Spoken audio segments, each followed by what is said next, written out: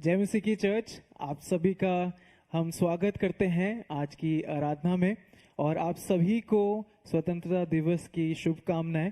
आइए हम सब अपनी अपनी जगहों पे खड़े हो जाएं जब हम नेशनल एंथम गाते हैं। आइए हम सब खड़े हो जाएं।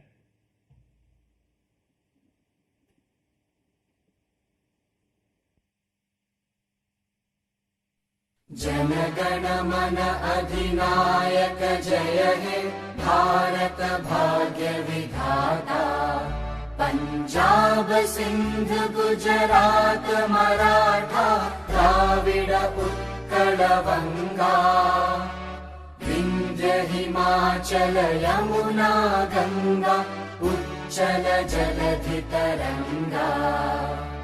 तव शुभ नामे जागे तव शुभ आशीष मांगे।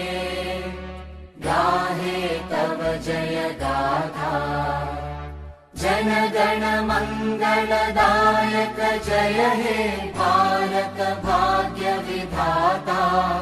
जय हे जय हे जय हे जय जय जय जय हे।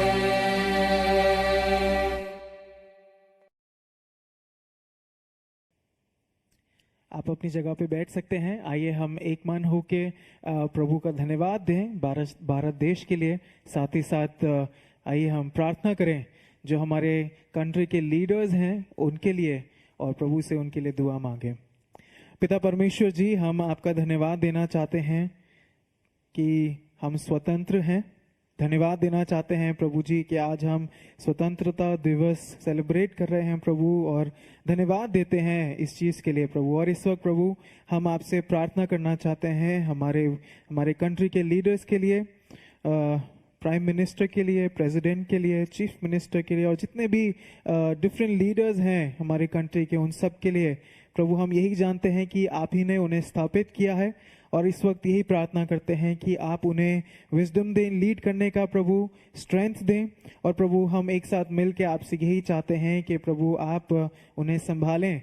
और प्रभु जी, जब वो कंट्री को लीड करते हैं प्रभु, तो आपकी योजना अनुसार हो सके हर एक चीज़। प्रभु हम अपने भारत देश को आपके हाथ में सौंपते हैं और साथ साथ ये भी प्रार्थना करते हैं कि काफ़ी सारी परेशानियां जो हैं हमारे देश में, प्रभु आप दया करें और आपकी करुणा हमारे देश पे निरंतर बनी रहे। ये प्रार्थना है। एक बार फिर धन्यवाद देते हैं आज की ओकेशन के लिए, धन्यवाद देते हैं।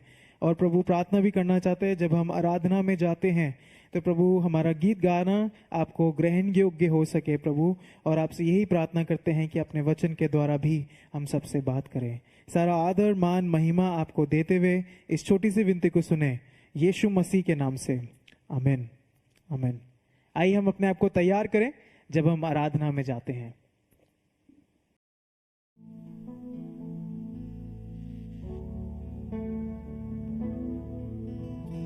प्रभु की नाम की स्तुति हो इस सुंदर दिन के लिए जो प्रभु ने हम सबको दिया। और जब हम आज के दिन को, आराधना के समय को शुरुआत करते हैं, मुझे एक हिस्सा याद आता है, निर्गमन 33। वहां पर मूसा कहता है, मूसा परमेश्वर के साथ बात करता है और परमेश्वर कहता है मैं तुम्हें सिखाऊंगा, तुम्हें बताऊंगा।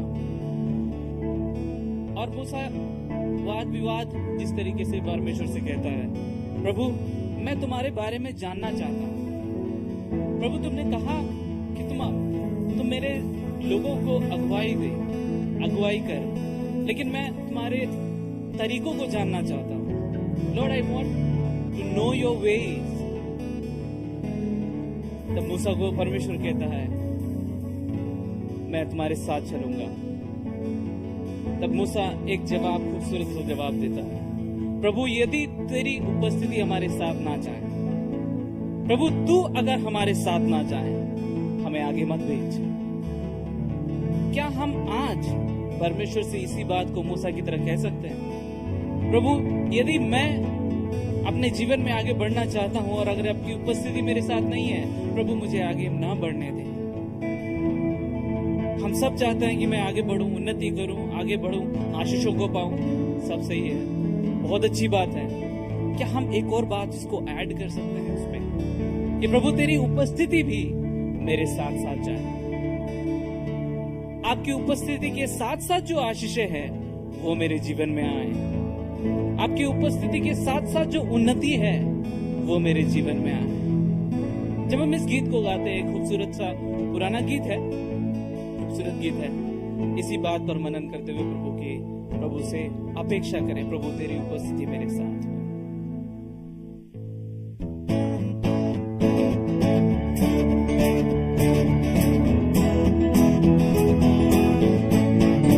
चले हो तुम खुदा के साथ, रास्ता सकरा है, खुदा का थामे रहना रास्ता सकरा है। चले हो तुम खुदा के साथ, रास्ता सकरा है, थामे रहना रास्ता सकरा है। चले चलो यीशु के साथ, आओ थामे यीशु का हाथ। Hallelujah hallelujah hallelujah hallelujah. बहुत तेरे आएंगे, कहेंगे हम तुम्हारे हैं, खुदा की बात तुम सुनना, रास्ता सकरा है। बहुत तेरे आएंगे, कहेंगे हम तुम्हारे हैं, खुदा की बात तुम सुनना, रास्ता सकरा है। चले चलो यीशु के साथ, आओ थामे यीशु का हाथ। Hallelujah hallelujah hallelujah hallelujah.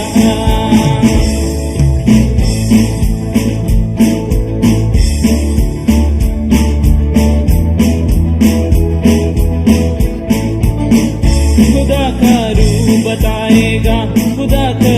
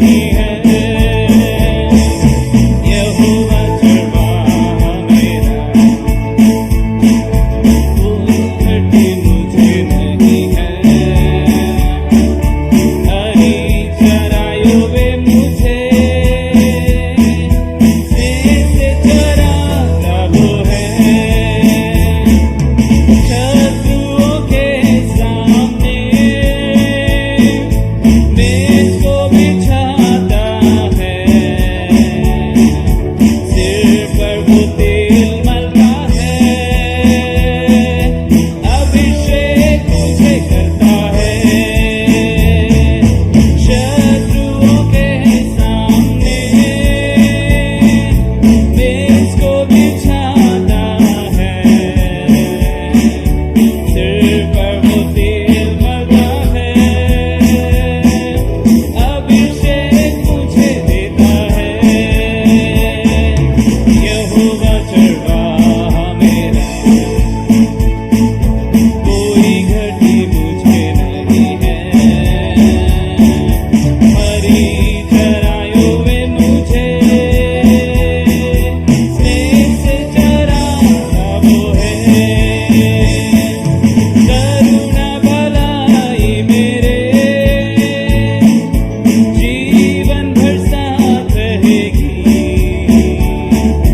प्रभु के भवन में सदा प्रभु की ध्वनि रहेगी। आइए मिलकर कहें, करुणा भलाई मेरे जीवन भर साथ रहेगी, प्रभु के भवन में सदा की ध्वनि रहेगी, यहोवा चरवाहा मेरा, कोई घटी मुझे नहीं है। विश्वास से कहें, ठीक चराइयों में मुझे स्नेह से चराता वो है।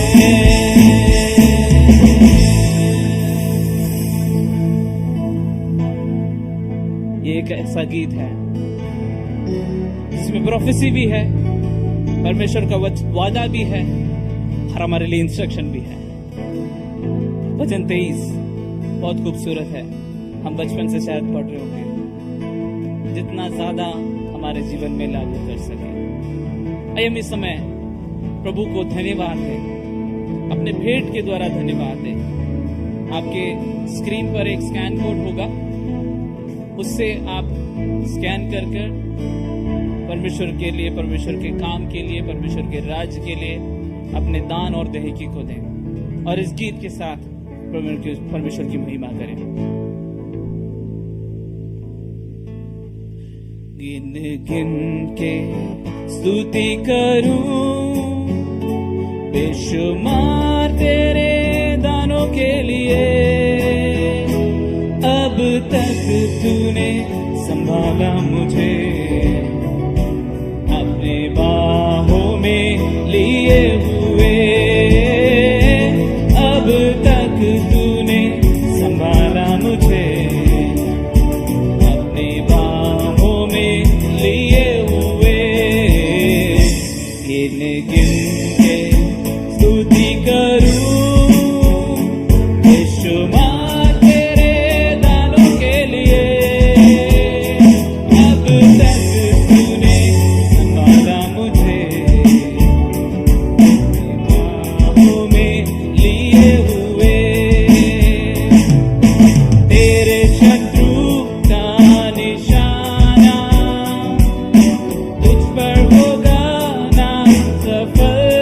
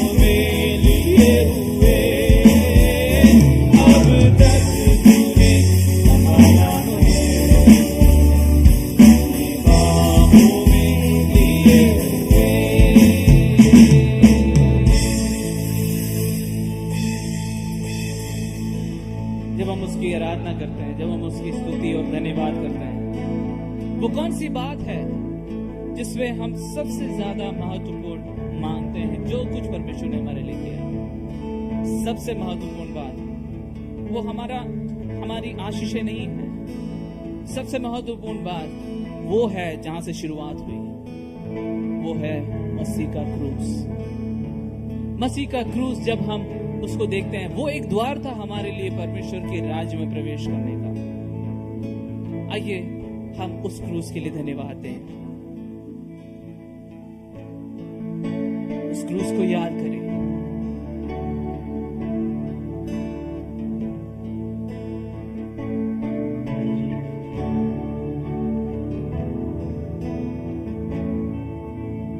क्रूस के लिए धन्यवाद,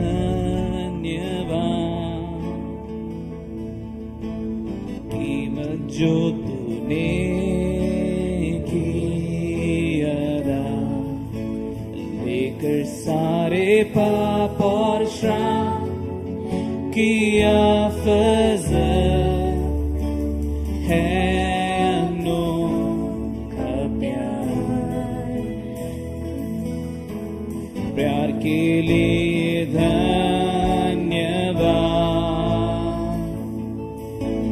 मेरे छेदे हाथों के लिए धोले मुझे लहू से, कि मैं पाऊं तुझसे माफी और शिफा। योग्य है मेमना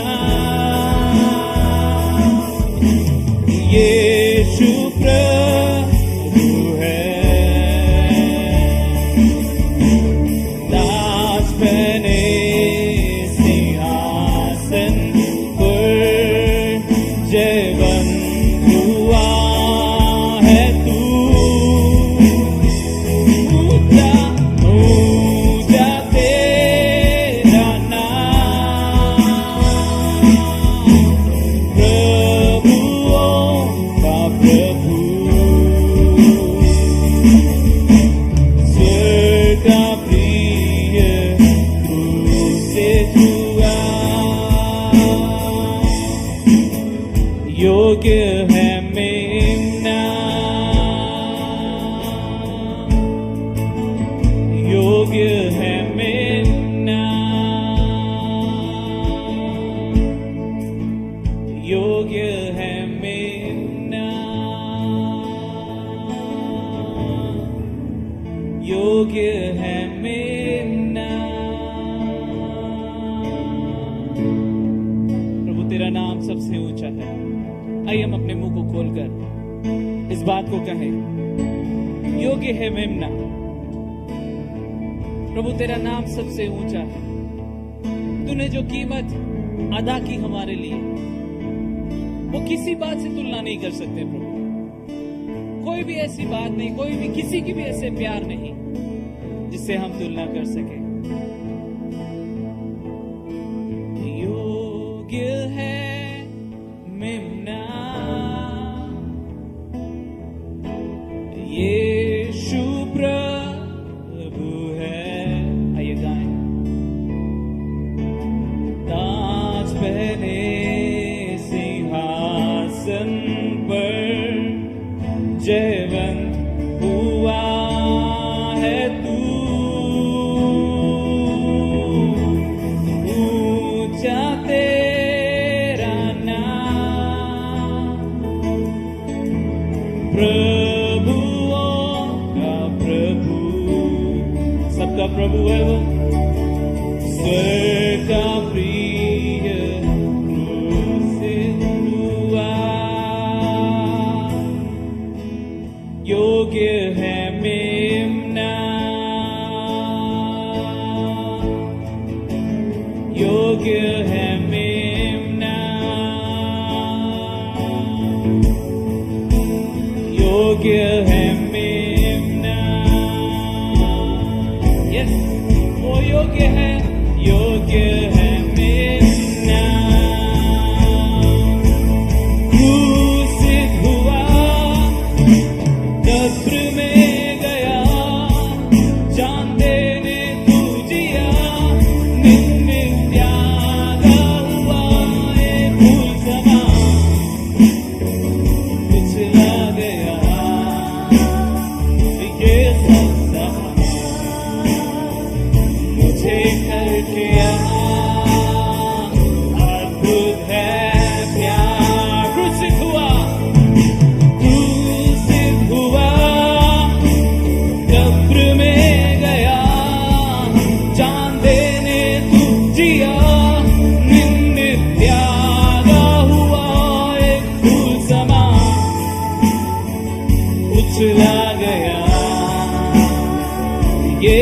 सब सहा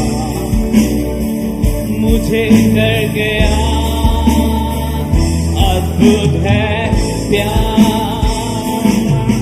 जब इस बात को गाते हैं, ये जरूर याद रखें, जब यीशु मसीह आया था, जब क्रिसमस का समय हम मनाते हैं, यीशु मसीह को मालूम था कि वो क्रूस होने के लिए आ रहा है।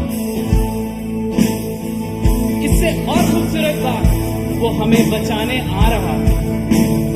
वो जिया ही इसलिए, जब वो आश्चर्य कर्म कर रहा था लोगों के बीच में, उसे मालूम था एक दिन मैं क्रूस पर चढ़ाया जाऊंगा। उस समय वो मुझे और आपको याद कर रहा था। आइए इस बात को मिलकर डिक्लेयर करें और उसके नाम को ऊंचा उठाते हुए गाएं। क्रूसित हुआ, कब्र में गया, जान देने तू जिया, निर्मित प्यादा हुआ, एक फूल सना उछला गया, ये सब सहा मुझे कर गया, अद्भुत है प्यार, ये सब सहा मुझे कर गया, अद्भुत है प्यार। यस लॉर्ड, तेरा प्यार अद्भुत है प्रभु, कोई तुलना नहीं प्रभु, कोई तुलना नहीं।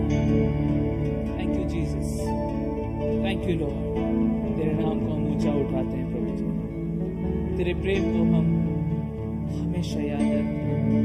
जब मैं संसार में जाता हूं, संसार की बातें मेरे अंदर आने की कोशिश करती है, प्रभु मैं तुम्हारे प्यार को याद रखूंगा। क्या हम अपने जीवन के लिए ये बात बोल सकते हैं? ये पर्सनल है,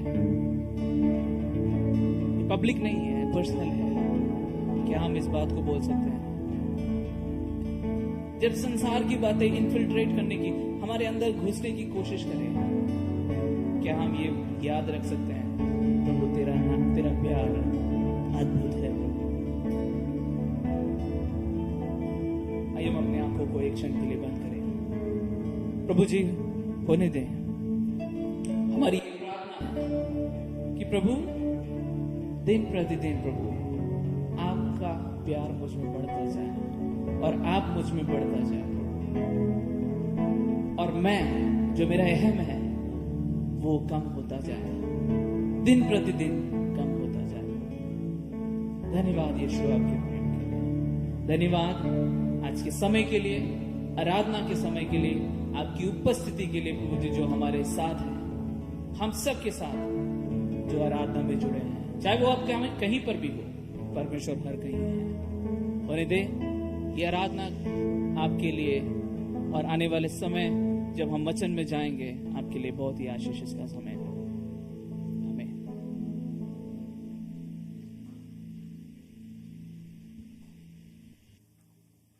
एक युद्ध है जो कि घनिष्ठ था और क्रूस पर उसकी विजय की घोषणा की गई।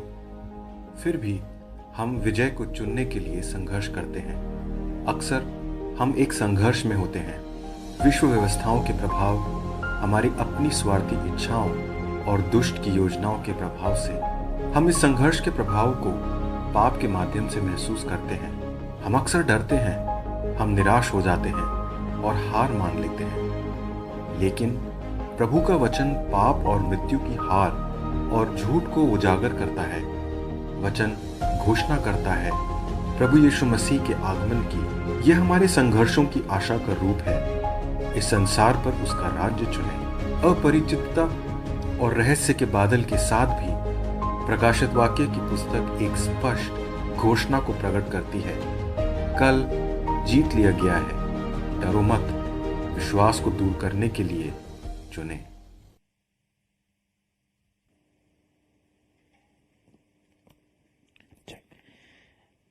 एक बार फिर आप सभी को जय मसीह की। आप सबका स्वागत है आज की आराधना में, और हम प्रभु का धन्यवाद देते हैं कि प्रभु ने ये हम सबको अपॉर्चुनिटी दी है कि हम उसकी आराधना कर सकें। और गीतों के समय के लिए भी हम प्रभु का धन्यवाद देते हैं कि उसने हमारी आराधना को स्वीकार भी किया है। आइए हम अपने मनों को तैयार करें जब हम परमेश्वर के वचन में जाते हैं। और मैं बस यही कहूँगा कि क्यों ना हम अपने आप को कंसंट्रेट करें परमेश्वर की तरफ, फोकस करें परमेश्वर की तरफ। और यदि कोई भी ऐसे थॉट्स जो हमें इस वक्त हमारे दिमाग में आ रहे हैं, जो हमें डिस्ट्रैक्ट कर रहे हैं, आइए वो सबको हम प्रभु के हाथ में सौंपें और प्रभु से मांगें कि प्रभु जी आप हमसे बात करें वचन के द्वारा। आइए प्रार्थना करें। पिता परमेश्वर जी, आप महान हैं, आप सर्वशक्तिमान हैं, आप सर्वोत्तम हैं, सर्वज्ञानी हैं, सर्वश्रेष्ठ हैं, अतुल्य हैं, आप आपके जैसा कोई नहीं।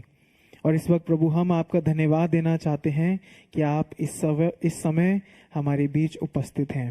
पिता परमेश्वर, आपसे बस यही विनती करते हैं कि जब हम आपके वचन को पढ़ते हैं, समझते हैं, सुनते हैं, प्रभु जी होने दें कि आप हमसे बात करें। और ये समय प्रभु जी, इस समय के द्वारा प्रभु हमारा जो आत्मिक जीवन है वो बढ़ सके। सारा आदर मान महिमा आपको देते हुए ये समय को आपके हाथ में सौंपते हुए इस छोटी सी विनती को सुने यीशु मसीह के नाम से, आमीन, आमीन। आइए हम अब इस समय जो है वचन में जाएंगे।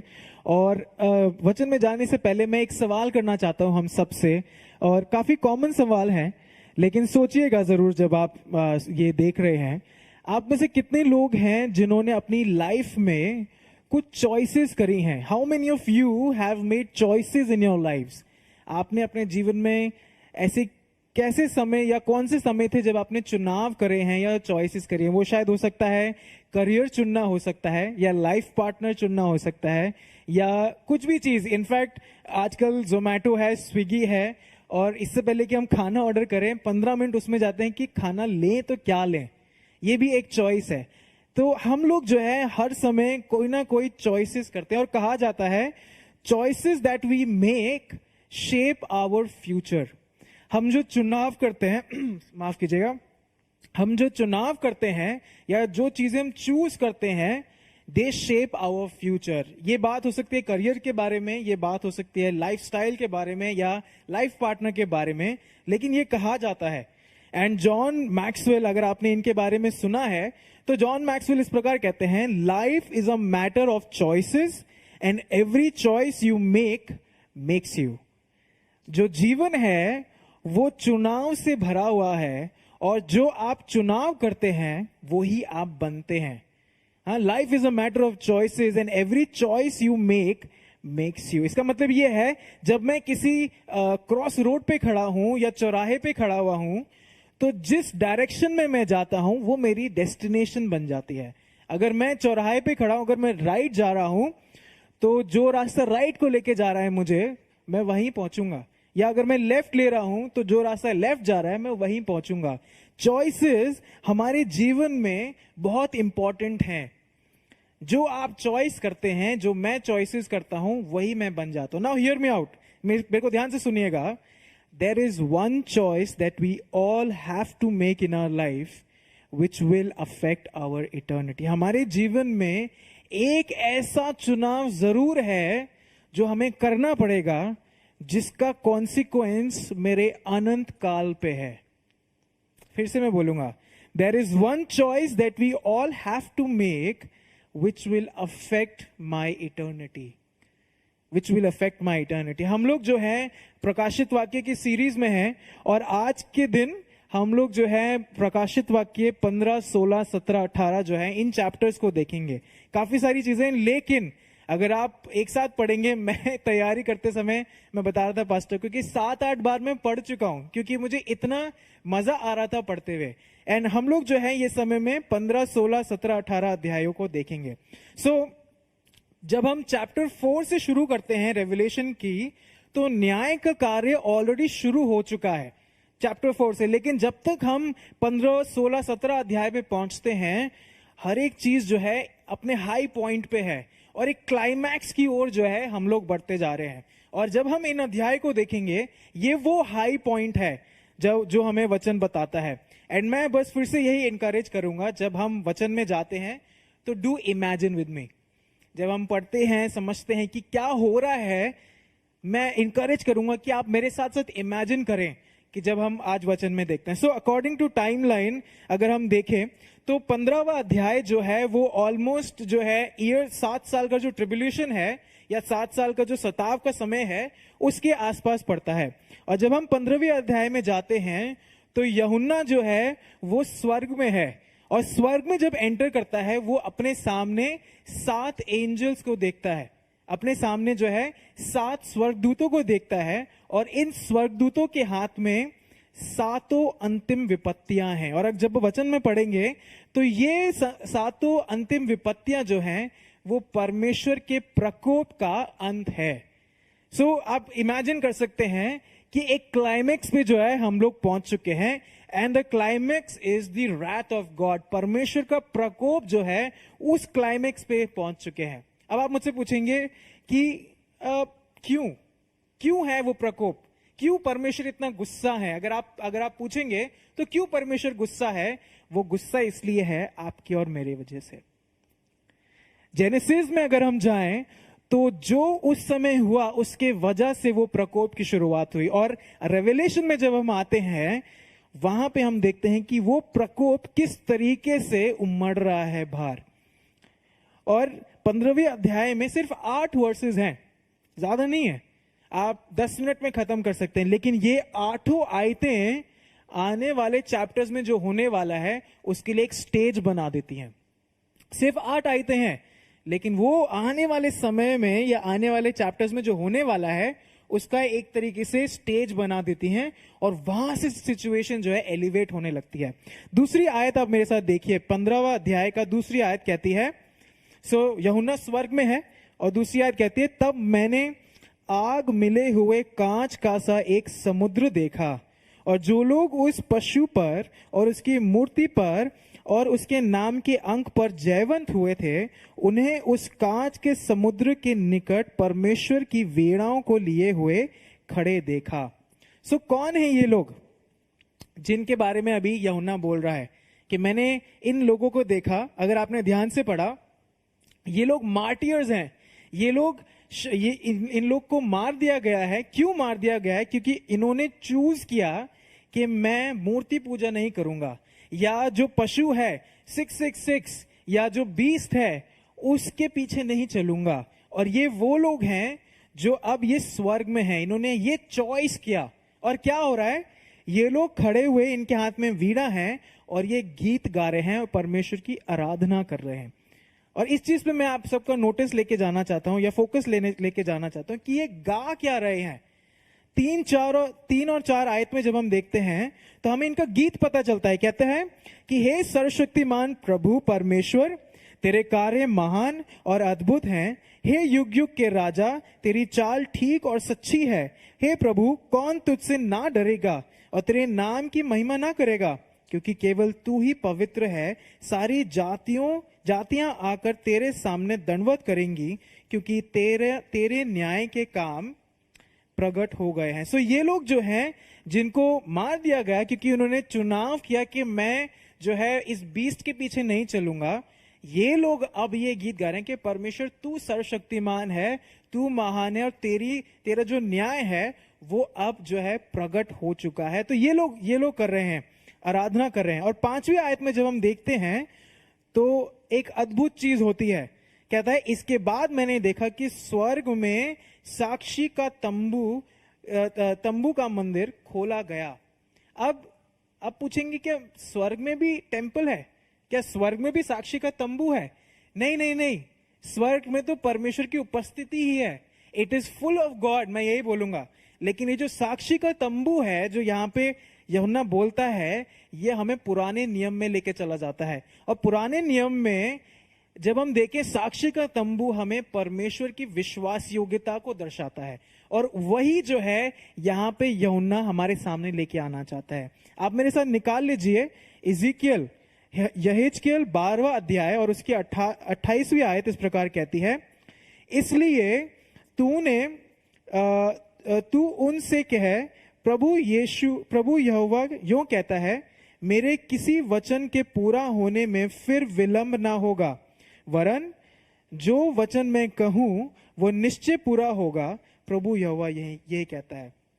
सो ये चीज हमें यही बताती है, साक्षी का तंबू हमें यही बताए कि जो परमेश्वर वहां उपस्थित है वो प्रॉमिस कीपिंग गॉड है, और वही चीज जो है यहाँ पे यूहन्ना लेके आता है। Okay, let's move forward. ये सब होता है और उसके बाद जो दरवाजा है वो खुलता है उस तंबू का, और वहां से वो 7 स्वर्गदूत सामने आते हैं, निकल के बाहर आते हैं। उनके हाथ में 7 विपत्तियां हैं। अब आप मेरे साथ इमेजिन करिए, अगर आपने कोई मार्वल की मूवी देखी है तो इट्स लाइक दैट। पूरा क्लाइमैक्स पे पहुंच चुके हैं और ये बड़ा जो है तंबू है और इसका किवाड़ खुलता है या दरवाजा खुलता है और सामने से 7 स्वर्गदूत निकल रहे हैं। माइटी बिग स्वर्गदूत निकल रहे हैं और इनके हाथ में 7 विपत्तियां हैं। और ये विपत्तियां, जैसे मैं बता रहा था, या 7 कप जो है इनके हाथ में, ये परमेश्वर के प्रकोप से भरे हुए कप्स हैं। अगर आपने ध्यान से पढ़ा है तो ये सोने के कप्स हैं। सोने के कप्स हमें ये बताते हैं कि ये जो रात है या ये जो प्रकोप है, ये जो इंसानी प्रकोप नहीं है कि मैं किसी को नष्ट करना चाहता हूं क्योंकि ये मुझे व्यक्ति पसंद नहीं है, लेकिन ये होली प्रकोप है। क्यों? क्योंकि परमेश्वर होली है। और उसी चीज को यहां पे वो दर्शाता है कि ये 7 स्वर्गदूत बाहर निकलते हैं, इनके हाथ में 7 कटोरे हैं जो कि परमेश्वर के प्रकोप से भरे हुए हैं। और 8वीं आयत इस प्रकार कहती है, और परमेश्वर की महिमा और उसकी सामर्थ के कारण मंदिर धुएं से भर गया, जो कि परमेश्वर की उपस्थिति को बताता है। और जब तक उन 7 स्वर्गदूतों की 7 विपत्तियां समाप्त ना हुई तब तक कोई मंदिर में ना जा सका। ये चीज जो है यूहन्ना स्पष्ट करता है कि हाँ, मंदिर तो उपस्थित है वहां पे, लेकिन उस मंदिर में कोई जा नहीं सका। अब आप ये सवाल पूछेंगे, मैं भी पूछा था कि ऐसा क्यों है, क्यों कोई इस मंदिर में नहीं जा सकता है। यहां पे हमें एक चीज समझनी पड़ेगी। जब हम पुराने नियम में देखते हैं, अगर आपने पढ़ा है, जब परमेश्वर सदोम और गमोरा का नष्ट करने वाला था तो अब्राहम उसके पास जाके कहता है कि प्रभु, अगर इसमें 5 लोग भी मिल जाएंगे जो विश्वास योग्य हैं, क्या तू इसे नष्ट करेगा कि नहीं करेगा? परमेश्वर कहता है अगर 5 लोग भी मिल जाते हैं तो भी मैं इनको नहीं मारूंगा। बेसिकली अब्राहम जो है वो इंटरसीड कर रहा है, परमेश्वर को समझा रहा है कि प्रभु प्लीज इन पे अपना प्रकोप मत डाल, इन पे अपनी दया कर। लेकिन क्योंकि यहां पे हम देखते हैं कि वो धुएं से भर गया और कोई अंदर नहीं जा सका, यहां पे यूहन्ना बहुत ही इंपॉर्टेंट चीज हमारे सामने उजागर करता है, और वो ये है कि परमेश्वर इस वक्त रेडी है कि मैं अब नष्ट करूंगा, और कोई भी अब मेरे सामने नहीं आएगा कि कोई भी आके मुझे मेरा जो चेंज कर सके, मुझे चेंज या मेरा जो विचार मैंने किया है उसको चेंज कर सके। वो चीज अब खत्म हो चुकी है। और यहां पे हमें एक स्पिरिचुअल ट्रूथ सामने आता है कि God's offer of grace does not last forever. परमेश्वर का जो अनुग्रह है, परमेश्वर का अनुग्रह जो है वो हमेशा के लिए नहीं है। एक समय जरूर आएगा जब अनुग्रह नहीं रहेगा और न्याय शुरू हो जाएगा। वही चीज जो है हमारे सामने इस समय आती है कि इट इज टाइम, ये समय जो है हमारे पास वो रिपेंटेंस का समय है, और हमारे लिए अभी भी ऑप्शन है कि हम पश्चाताप करें और फिर से मुड़ जाएं, नहीं तो बहुत देर हो जाएगी। ओके, 16वें अध्याय में जब हम जाते हैं तो ये सीन कंटिन्यू होता है। हाँ, 7 स्वर्गदूत बाहर निकले हैं और अब जो है सीन आगे कंटिन्यू होता है। अब मैं आप थोड़ा सा और चैप्टर्स पीछे लेके जाऊंगा। अगर आपने 2रा और 3रा अध्याय पढ़ा है तो वहां पे स्वर्ग में भी काफी सारे लोग हैं जो परमेश्वर से ये पूछ रहे हैं कि प्रभु तू हमारे खून का बदला कब लेगा। अगर आपको याद हो तो वो चीज अब यहां पे शुरू हो जाती है कि परमेश्वर अब जो है जिनको मारा गया है परमेश्वर के लिए उनका बदला लेना शुरू होता है।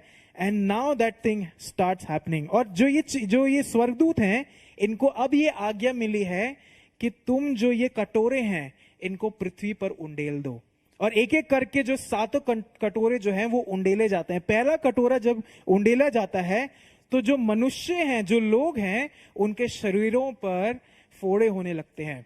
और अगर आप पढ़ें दूसरी आयत 16वें अध्याय कहता है, अतः पहले स्वर्गदूत ने जाकर अपना कटोरा पृथ्वी पर उंडेल दिया, तब उन मनुष्यों के जिन पर पशु की छाप थी, जो उसकी मूर्ति की पूजा करते थे, एक प्रकार का बड़ा और बुरा दुखदाई फोड़ा निकलने लगा। क्या सबके ऊपर निकला? जब इन कटोरों को उंडेला गया, क्या सब मनुष्य के ऊपर निकला? नहीं। वचन कहता है जिन लोगों ने चुना, जिन लोगों ने उस पशु की छाप और उसकी मूर्ति की पूजा करने की डिसीजन लिया, उन पर यह हुआ। It came on all those who worshipped the beast, जिन्होंने ये चुनाव किया कि मैं उस पशु की आराधना करूंगा।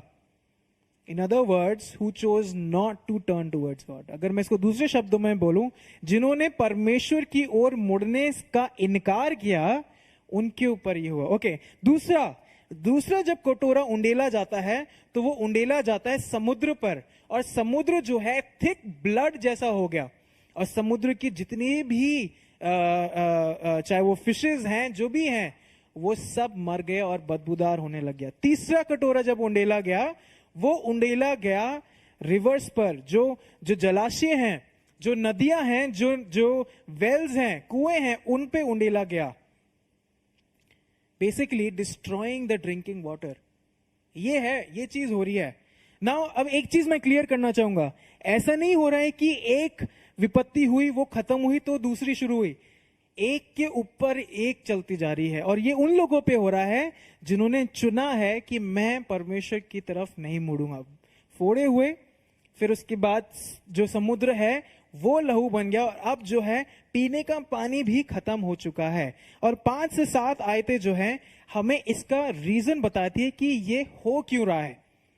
यहां लिखा है 5, 6 और 7, तब मैंने पानी के स्वर्गदूत को ये कहते सुना, हे पवित्र जो है, जो था, तू न्यायी है और तूने ये न्याय किया है। परमेश्वर की बात हो रही है, क्योंकि उन्होंने पवित्र लोगों और भविष्यवक्ताओं का लहू बहाया, और तूने उन्हें लहू पिलाया, क्योंकि वे इसी योग्य हैं। यहां पे जो है हमें उसका रीजन मिलता है। हमने आप लोगों ने इनफैक्ट कई बार पढ़ा होगा बाइबल में, जहां पे परमेश्वर कहता है कि लड़ाई मेरी है।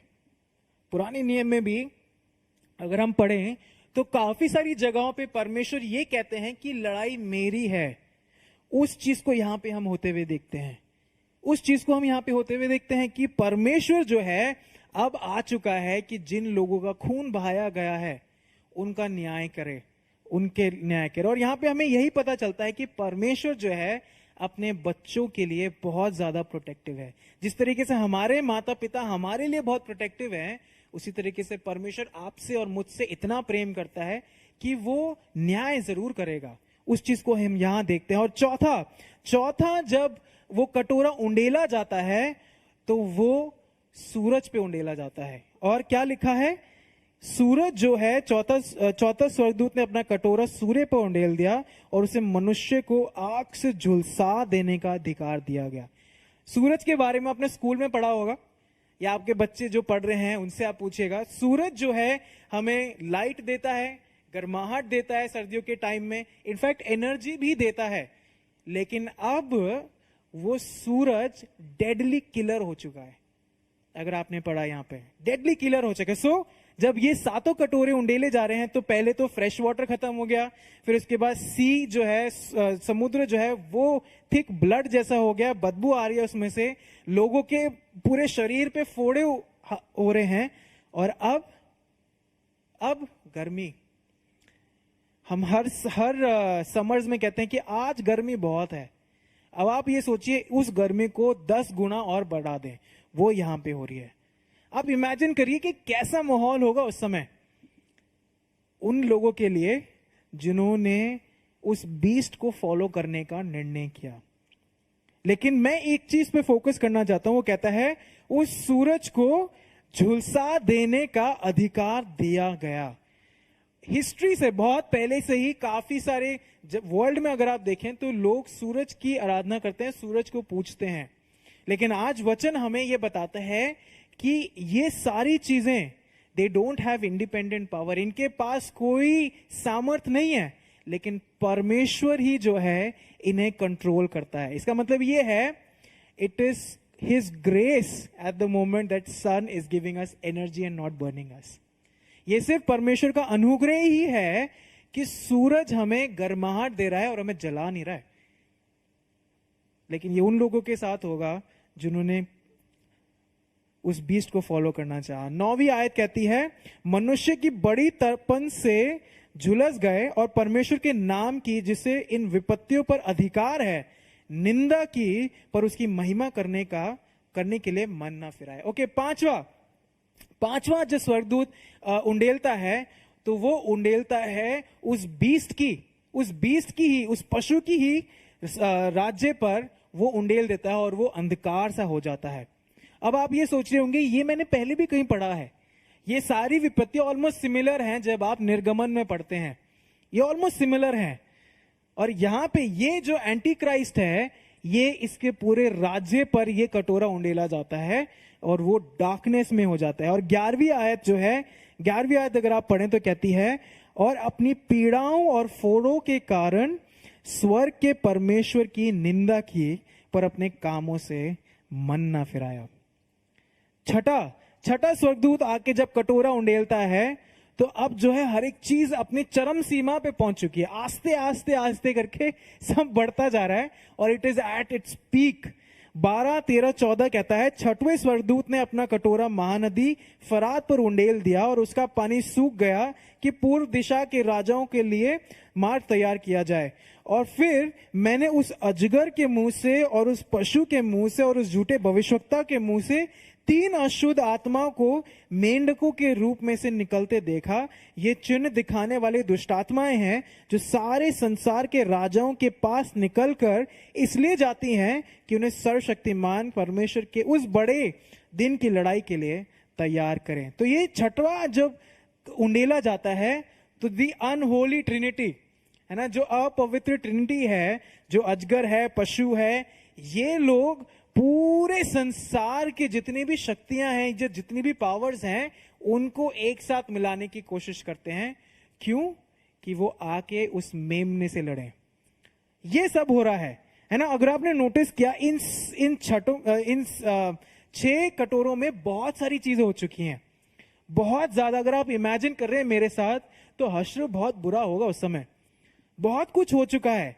लेकिन जब हम 15वीं आयत में जाते हैं, तो यीशु मसीह हमारे लिए कुछ चीज कहते हैं। अभी तक तो सिर्फ उन लोगों के बारे में बात हो रही थी जिन्होंने चुना है कि मैं उस पशु के पीछे चलूंगा। लेकिन अब 15वीं आयत में यीशु मसीह आपकी और मेरे बारे में कुछ कहते हैं। 15वीं आयत कहती है, देख मैं चोर के समान आता हूं, धन्य हैं वे जो जागता रहता है और अपने वस्त्र की चौकसी करता है कि नंगा ना फिरे और लोग उसका नंगापन ना देखें। यीशु मसीह जो है, ये स्ट्रेस कर रहे हैं रेडीनेस के बारे में, हर समय तैयार रहने के बारे में जो है यीशु मसीह बात करें। और पहला यूहन्ना उसका 2 अध्याय और 28वीं आयत कहती है, अतः हे बालको उसमें बने रहो कि जब वो प्रकट हो तो हमें हियाव हो और हम उसके आने पर उसके सामने लज्जित ना हो। और वो यहां पे उसी चीज के बारे में यीशु मसीह कहते हैं। और मेरा सवाल हम सबके साथ यही है, क्या आप तैयार हैं यीशु मसीह के आने के लिए? अगर यीशु मसीह अभी आ जाएं, तो क्या आप तैयार हैं? वो चीज यहां पे कहता है। हम लोग, आपने काफी सारे व्हाट्सएप मैसेजेस सुने होंगे कि अरे यीशु मसीह का आगमन 2012 में होने वाला था, 2012 चला गया है ना। यीशु मसीह का आगमन अब होने वाला है। लेट अस नॉट स्पेक्युलेट कि यीशु मसीह कब आने वाला है ना। इन व्हाट्सएप मैसेजेस को तवज्जो ना दें, क्योंकि वो कहता है कि मैं चोर के समान आऊंगा। चोर कब आएगा हमें नहीं पता। लेट अस नॉट स्पेक्युलेट की डेट देख लें कि कब आ जाए। लेकिन यहां पे वचन ये स्ट्रेस करता है, तैयार रहे। तैयार रहने के बारे में बात कर रहा है। It is better to be awake and be alert. ये चीज है इंपॉर्टेंट। ओके, 7वां स्वर्गदूत जब उंडेलता है, 7वां कप, 17वीं आयत में हम देखते हैं, 7वें स्वर्गदूत ने अपने कटोरा हवा पर उंडेल दिया और मंदिर के सिंहासन से यह बड़ा शब्द हुआ, हो चुका। अगर आप मेरे साथ इमेजिन करें तो मेरे अभी भी रोंगटे खड़े हो रहे हैं कि जब ये 7वां कटोरा उंडेला जाता है हवा पर, तो एक बड़ा शब्द होता है कि हो चुका। The wrath is completed. परमेश्वर का प्रकोप जो है पूरा हो चुका है। लेकिन ये फाइनल जजमेंट नहीं है, अभी और आगे शुरू होगा। लेकिन यहां पे जब हम देखते हैं स्वर्गदूत आके हवा पर उंडेल देता है, लेकिन मैं स्ट्रेस करना चाहता हूं उस वर्ड पे, हो चुका। जब वो ये वर्ड यूज करता है, अगर इसको समझें तो इसका मतलब ये है, it has been and will remain done. ये हो चुका का शब्द मतलब ये है कि ये जो कार्य हुआ है वो हो चुका है और अब इसे कोई मिटा नहीं सकता, ये हो चुका है, it is final and done. यही सेम चीज जब हम गॉस्पेल्स में देखते हैं, यीशु मसीह ने जब क्रूस पे थे, यीशु मसीह ने भी यही बोला, पूरा हुआ। अगर इसको सोचें तो यीशु मसीह ने जो आपके और मेरे लिए किया है वो अब और कोई नहीं करेगा, सिर्फ यीशु मसीह ही नहीं किया और वो हो चुका है। यीशु मसीह के मौत के द्वारा ही मेरा और आपका जो पाप का जीवन है वो फ्री हो जाता है। और वो चीज अब हम यहां देखें तो परमेश्वर का प्रकोप हो चुका है। अब जिन्होंने चुना कि वो परमेश्वर के विपरीत हैं, उनका अब ये हश्र है। तो बहुत सारी चीजें हुई हैं in this chapter, lot of things have happened. लेकिन मैं एक चीज पे हमारा फोकस करना चाहता हूं, लेके जाना चाहता हूं। आपने शायद ध्यान दिया होगा, जब जब ये कटोरे उंडेले गए, मनुष्य ने ये चुना कि वो परमेश्वर की निंदा करे। ये चुना कि वो परमेश्वर की निंदा करे। जैसे मैं कह रहा था, चॉइसेस आर वेरी इंपॉर्टेंट। चुनाव बहुत जरूरी है। मैं ये बोलना चाहूंगा, God gives the possibility of repentance as a gift for a time. जो पश्चाताप के लिए परमेश्वर का गिफ्ट जो आपको मुझे मिला है, वो हमेशा के लिए नहीं है, एक समय के लिए है। जब वो समय खत्म हो गया, when that opportunity is gone, फिर किसी के पास कोई ऑप्शन नहीं है कि पश्चाताप करे। 17वें अध्याय में जब हम जाते हैं, अब हर एक चीज और नेक्स्ट लेवल पे पहुंच चुकी है। और अब जो है, यूहन्ना एक और विजन देखता है जो कि 7वें कप से रिलेटेड है। हो चुका, अब जो है और फोकस पे दिखाते हैं यूहन्ना को, और बेबीलोन सिटी के ऊपर ये लेके जाते हैं उसका विजन। अब जब हम आगे पढ़ते हैं, आगे अध्याय में जाएंगे, तो 2 सिटीज के बारे में ही चर्चा होगी। 2 सिटी, एक जो सिटी है जो अनगॉडली सिटी है, जिसको प्रोस्टिट्यूट बोला है, जिसको बीस्ट बोला है, और दूसरी सिटी है जो परमेश्वर की सिटी है, जिसको नया यरूशलेम बोला गया है। अब इसको अगर समझे तो जिन्होंने चुना है कि मैं यीशु मसीह को नकारूंगा, वो उस अनगॉडली सिटी के अंदर होंगे, और जिन्होंने ये चुना है कि मैं यीशु मसीह के पीछे चलूंगा, वो उस नए यरूशलेम में पाए जाएंगे।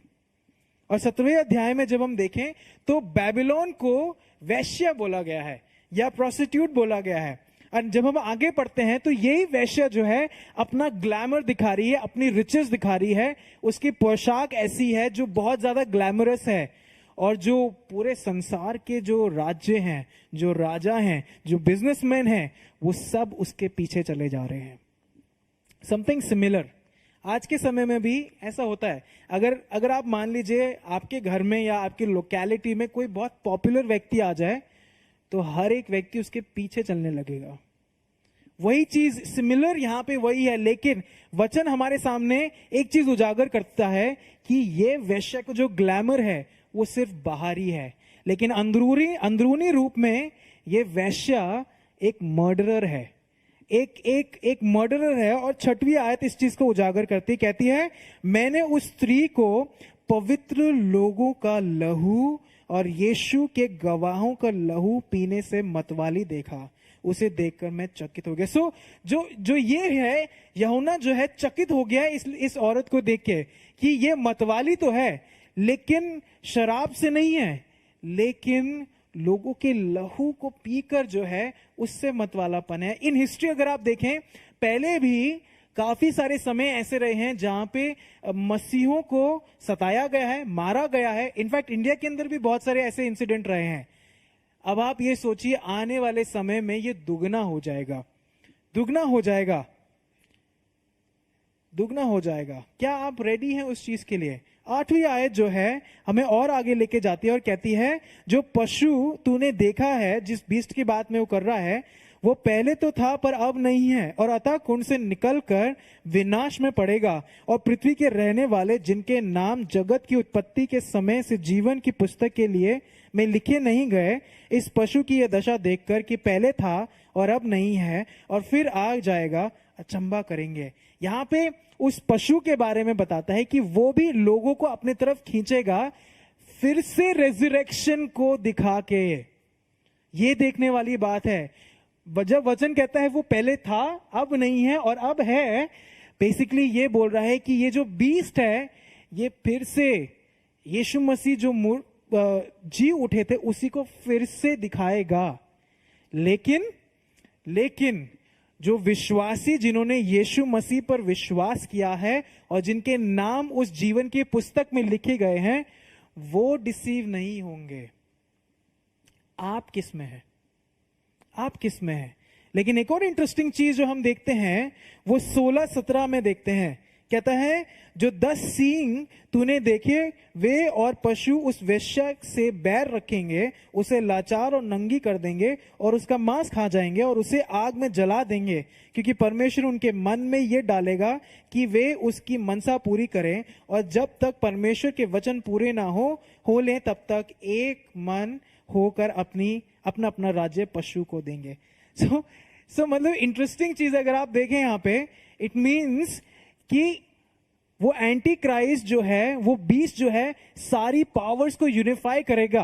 वो वैश्य जो है सारी पावर्स को अपने साथ ले लेगी, लेकिन अल्टीमेटली वो एंटी क्राइस्ट आके उन्हीं लोगों को धोखा दे देगा और उन्हें ही अपने पास, उनकी पावर को ही सीज कर लेगा और अपने आप को ऊंचा उठा लेगा। सेम चीज शैतान भी करता है। अगर आप वचन में पढ़ें तो शैतान भी एक पॉइंट को हमें कन्विंस करता है, अरे ये बहुत अच्छा है, इसे ले लो तुम, या ये परमेश्वर बहुत अच्छा है, तुम्हारे बारे में परवाह करता है, तुम्हें चंगा कर देगा, या ये बहुत अच्छा है, इसे ले लो। लेकिन जैसे ही आप वो डिसीजन लेंगे उसकी तरफ जाने का, वो आपको जकड़ लेगा और उसके बाद फिर कमिंग बैक नहीं है। वही चीज हम यहां पे देखते हैं, he will gain control over. Same चीज शैतान भी करता है हमारे जीवनों में। क्या आप नोटिस कर सकते हैं कितना इंटेंस होते जा रहा है हर एक चीज? एक प्रॉपर एक्शन मूवी कितना आस्ते आस्ते करके इंटेंस हो रहा है। 18वें अध्याय में जब जाते हैं, पहली आयत कहती है, इसके बाद मैंने एक स्वर्गदूत को स्वर्ग से उतरते देखा, जिसे बड़ा अधिकार प्राप्त था और पृथ्वी उसके तेज से चमक उठी। जो प्रकोप परमेश्वर के स्वर्गदूतों ने उंडेले थे वो खत्म नहीं हुए हैं, और उसमें से एक प्रकोप था 7वां, कि पूरा संसार अंधकार में हो चुका है। वो कंटिन्यू हो रहा है, लेकिन अब जो है चेंज हो जाता है कि एक स्वर्गदूत ऊपर से उतरता है, ही इज ब्राइट, एंड उसके प्रकाश से हर एक चीज चमकने लगती है।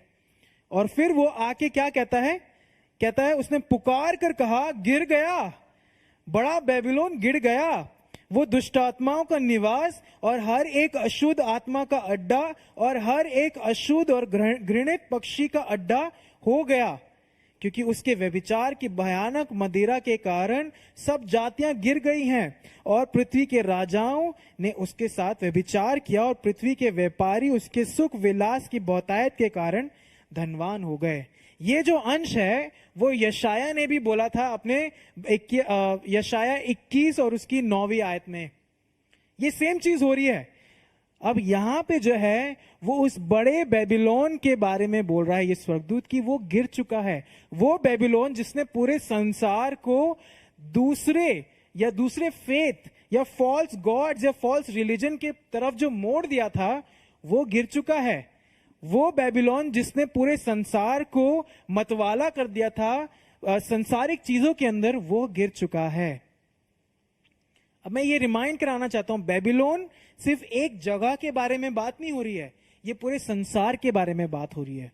पूरे संसार में ये होने वाला है। ये है उसका स्केल, सिर्फ एक सिटी के बारे में नहीं है, लेकिन पूरा स्केल जो है वो पूरे संसार का है। That means world's power, world's passion, everything has been defeated by wrath of God। हर एक चीज, संसार के ऐशोराम, संसार की जो चीजें हमें पसंद हैं, वो सब चीजें खत्म हो चुकी हैं। और 4 से 8 आयत जो है बहुत इंपॉर्टेंट है। मेरे साथ देखिए, 4 से 8 कहता है, फिर मैंने स्वर्ग से एक और शब्द सुना, हे मेरे लोगों, उसमें से निकल आओ, कि तुम उसके पापों में भागी ना हो और उसकी विपत्तियों में से कोई तुम पर ना आ पड़े, क्योंकि उसके पापों का ढेर स्वर्ग तक पहुंच गया है और उसके अधर्म परमेश्वर का स्मरण आए हैं। जैसा उसने तुम्हें दिया है वैसा ही उसको दो और उसके कामों के अनुसार उसे 2 गुना बदला दो। उस कटोरे में उसने भर दिया था, उसी में उसके लिए 2 गुना भर दो। जितनी उसने अपनी बढ़ाई की और सुख विलास किया, उतनी उसको पीड़ा और शोक दो, क्योंकि वो अपने मन में कहती है, मैं रानी हो बैठी हूं, विधवा नहीं, और शोक में कभी ना पड़ूंगी। इस कारण एक ही दिन में उस पर विपत्तियां आ पड़ेंगी, अर्थात मृत्यु और शोक और अकाल, और वह आग में भस्म कर दी जाएगी, क्योंकि उसका न्याय प्रभु परमेश्वर शक्तिमान है। Now God calls his own people. वो परमेश्वर जो है, यीशु मसीह अपने लोगों को बुला रहा है, एंड वो कह रहा है कि उस इविल सिस्टम से अपने आप को डिटैच कर लो। कहता है निकल आओ, जिस चीज पे तुम पड़े हुए हो, जिसके साथ अटैच्ड हो, निकल आओ। पहला यूहन्ना उसका 2 अध्याय और उसकी 15वीं आयत जो है हमें बताती है। पहला यूहन्ना 2 अध्याय 15वीं आयत पर कहती है, तुम ना तो संसार से और ना संसार में की वस्तुओं से प्रेम रखो। यदि कोई संसार से प्रेम रखता है तो उसमें पिता का प्रेम नहीं। जो संसार से प्रेम रखता है उसमें पिता का प्रेम नहीं। Now God is calling all those जिन्होंने भी परमेश्वर के पीछे चलना स्वीकार किया है, अब वो उनसे कह रहा है कि अपने आप को संसार की इविल सिस्टम से डिसएंगेज कर दो, या निकल आओ उसमें से बाहर, निकल आओ। इसका मतलब यह है, एक चीज तो परमेश्वर का वचन हमें क्लियर कर देता है कि जिन्होंने उस राज्य जो संसारिक राज्य है या शैतान का राज्य है, उसके साथ रहना स्वीकार किया, they will also have to bear the consequences. ये चीज बोल रहा है वो यहां पे। सिर्फ डिसएंगेज करने को नहीं कह रहा है, लेकिन वो ये भी कह रहा है जिन्होंने ये चुना है, जिन्होंने ये चुनाव किया है कि मैं अब इसी संसार के साथ रहूंगा, मुझे परमेश्वर से कोई लेना देना नहीं है, मैं उस कॉन्सिक्वेंसेस को भी अपने ऊपर ले रहा हूं। और 9 से 21 आयत जब आप पढ़ेंगे, वो हमारे सामने बहुत ही इंपॉर्टेंट चीज उजागर करती है, और वो ये है कि ये संसार, इस संसार की चीजें, इस संसार का जो रिलीजन है, जो ट्रेडिशन है, पावर, बिजनेस, मनी, सब कुछ एक दिन खत्म हो जाएगा। वही चीज यहां पे उजागर करता है। इसका मतलब ये जो संसार की ऐशो आराम है, या जो संसार का मैजिक हम पे किया हुआ है संसार ने, कि हम सांसारिक अभिलाषों में इतना फंस गए हैं कि परमेश्वर ही एक ऑप्शन है हमारे लिए, वो सब खत्म हो जाएगा। हमारा जीवन ऐसा हो चुका है कि चर्च अटेंड करना एक ऑप्शन है मेरे पास, क्योंकि मेरे पास और भी बहुत सारी चीजें हैं। यहां पे उस चीज को उजागर करता है वचन 9 से 21वें आयत में कि संसार की सारी चीजें खत्म हो जाएंगी। आप क्या चुनेंगे इस समय? आप क्या चुनेंगे? आज जो वचन है हमारे सामने, जो मसीह को जानते हैं और जो मसीह को नहीं जानते हैं, हमारे सामने बहुत इंपॉर्टेंट चीज उजागर करते हैं। जो लोग, जो बिलीवर्स हैं, जो यीशु मसीह के पीछे चलते हैं, उनके लिए परमेश्वर ये बोलता है, are you ready for the coming of the lord? क्या आप तैयार हैं परमेश्वर के आने के लिए, यीशु मसीह के आने के लिए? क्या आप तैयार हैं? Are you awake? क्या आप जगे हुए हैं? क्या आप हर दिन, हर क्षण, हर सेकंड यीशु मसीह के पीछे चलने का चुनाव करते हैं कि नहीं? देखिए, यीशु मसीह के पीछे चल रहे हैं, लिविंग फॉर क्राइस्ट, ये नहीं है कि मैं बाकी चीजों से अपने आप को डिटैच कर दूं, लेकिन इसका मतलब यह है, जो मेरा व्यवसाय है, जहां मैं रहता हूं, उसमें मैं यीशु मसीह के पीछे चलने को चूज करूंगा। वो है, are you choosing to conduct yourself as a believer? क्या आप चुनाव कर रहे हैं कि मैं यीशु मसीह के पीछे चलूंगा हर समय, हर तरीके से? और मेरे जो अनबिलीवर फ्रेंड्स, जो यीशु मसीह के पीछे चलने के लिए सोच रहे हैं, मैं उनके लिए भी आज आपका जो वचन है, उनके लिए भी यही आता है कि आप किसको चूज करेंगे? क्या आप यीशु मसीह को चूज करेंगे या मसीह विरोधी को चूज करेंगे?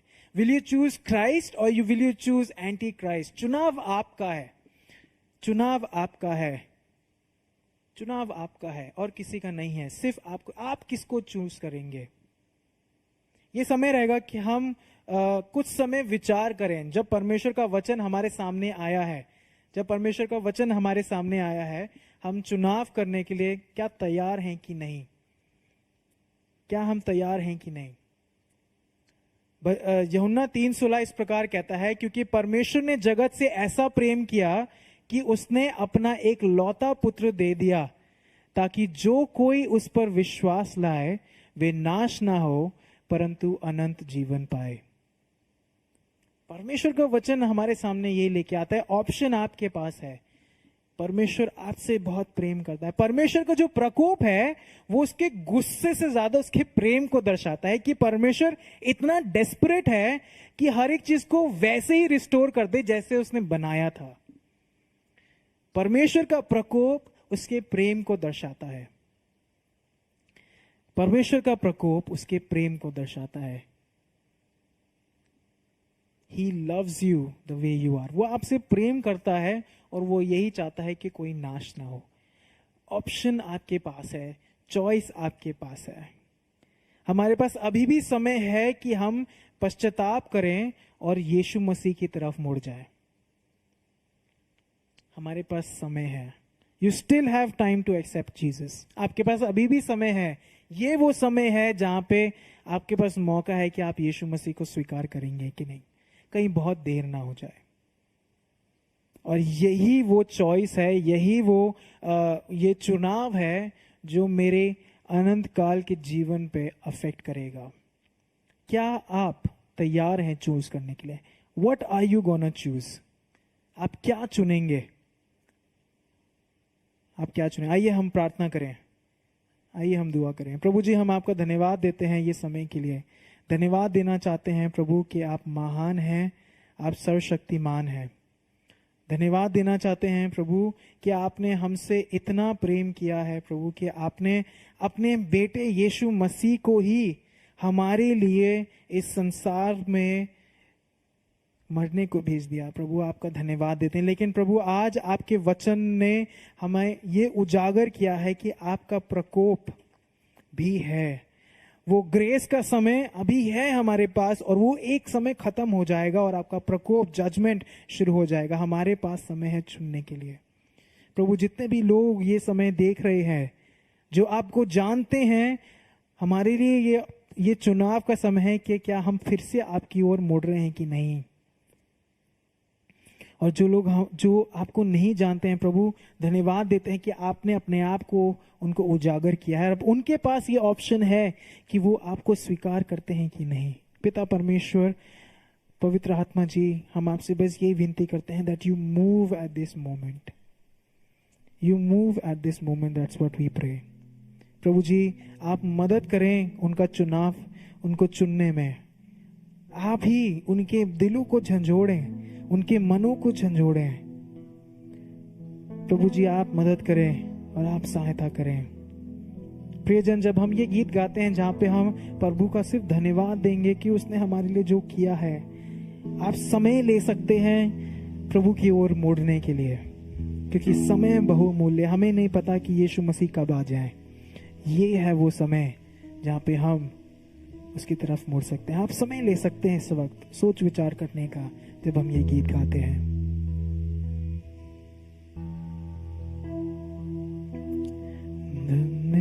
धन्यवाद के साथ स्तुति गाऊंगा, हे यीशु मेरे खुदा, उपकार तेरे हैं बेशुमार, कोटि कोटि स्तुति। धन्यवाद, धन्यवाद के साथ, धन्यवाद के साथ स्तुति गाऊंगा, हे यीशु मेरे खुदा, उपकार तेरे हैं बेशुमार, कोटि कोटि कोटि स्तुति धन्यवाद। योग्यता से बढ़ के दिया है अपनी दया से तूने मुझे। योग्यता से बढ़ के दिया है अपनी दया से तूने मुझे। मांगने से ज्यादा मिला मुझे, आभारी हूँ प्रभु मैं। मांगने से ज्यादा मिला मुझे, आभारी हूँ प्रभु मैं। धन्यवाद के साथ स्तुति गाऊंगा, हे यीशु मेरे खुदा। उपकार तेरे हैं बेशुमार, कोटि कोटि स्तुति धन्यवाद। कोटि कोटि स्तुति धन्यवाद। कोटि कोटि स्तुति धन्यवाद। I'm sure आपने कोई ना कोई इस वक्त चुनाव जरूर किया है, क्योंकि उसने आपको मांगने से बढ़कर दिया है। उसने अपना बेटा तक आपके लिए दे दिया है। और मुझे ये जरूर पता है कि आपने कोई ना कोई जरूर चुनाव किया है, कोई ना कोई जरूर चुनाव किया है। अब ये मैटर करता है कि आप यीशु मसीह के साथ हैं या यीशु मसीह से दूर हैं, क्योंकि आपके चुनाव बेहद इंपॉर्टेंट है। आपका चुनाव बेहद इंपॉर्टेंट। या तो आप अनंत काल के साथ यीशु मसीह के साथ रहेंगे स्वर्ग में, या आप अनंत काल के लिए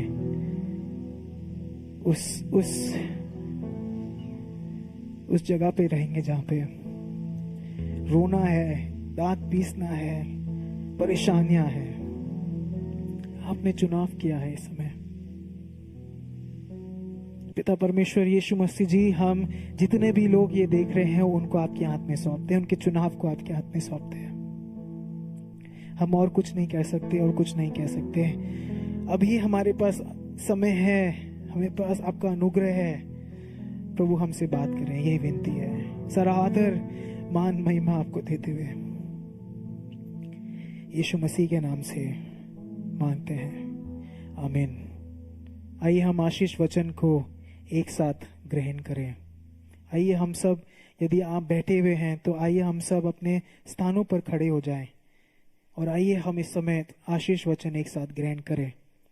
अब जो तुम्हें ठोकर खाने से बचा सकता है और अपनी महिमा की भरपूरी के सामने मगन और निर्दोष करके खड़ा कर सकता है, उस एकमात्र परमेश्वर हमारे उद्धारकर्ता की महिमा और गौरव और पराक्रम और अधिकार हमारे प्रभु यीशु मसीह के द्वारा जैसा सनातन काल से है, अब भी हो और युगान युग होता रहे, आमीन। प्रभु आप सबको आशीष दे। चुनाव बहुत इंपॉर्टेंट है। जैसा मैंने कहा था, हमारा चुनाव हमारे भविष्य को बनाता है। आप विचार कर सकते हैं, सोच सकते हैं, अभी भी मौका है कि हम यीशु मसीह को स्वीकार करें। प्रभु आप सबको आशीष दे। आपका हफ्ता शुभ हो। कुछ अनाउंसमेंट इस प्रकार है। 16, 17, 18 जो आने वाली 16, 17, 18 अगस्त है, एक काउंसलिंग सेशन होने वाला है जो कि बेहद इंपॉर्टेंट है। जितने भी मैरिड कपल्स हैं, जितने भी पेरेंट्स हैं, उनके लिए, जहां पे हम बात करेंगे इस विषय पे, मैरिज के बारे में बात करेंगे। और मैं इनकरेज करना चाहूंगा, ये हिंदी में अनुवाद भी होगा, तो जरूर आप शामिल हो सकते हैं। 16, 17, 18 शाम के समय में 7:30 से 9 के बीच। ये जरूर आपके और आपके परिवार के लिए आशीषमय रहेगा। प्रभु आपको आशीष दें, जरूर याद रखिएगा। और 21 तारीख को जितने भी यूथ हैं उनके लिए शाम के समय में एक कॉन्फ्रेंस होने वाली है, तो उसके बारे में भी आपको डिटेल्स दे दी जाएगी। आप हमारे इंस्टाग्राम को फॉलो कर सकते हैं, फेसबुक इंस्टाग्राम को फॉलो कर सकते हैं, जहां पे बहुत सारी इंफॉर्मेशन जो है आने वाले समय के बारे में दी जाती है। तो आप ये सब चीजें याद रखिएगा। एंड आप सबका हफ्ता शुभ हो। प्रभु आप सबको, आपके परिवार को बहुत आय से आशीष दे। जय मसीह की।